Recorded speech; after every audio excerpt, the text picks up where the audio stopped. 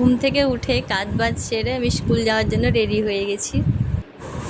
School থেকে এসে আমি খিচুড়ি রান্না করার জন্য সবজির সঙ্গে মশলাকে কষিয়ে নিচ্ছি।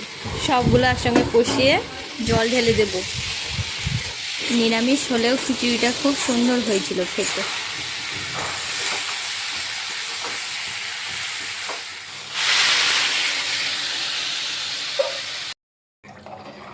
খিচুড়ি হয়ে গেছে, এবার অল্প ঘি আর গরম মশলা দিয়ে দিলাম।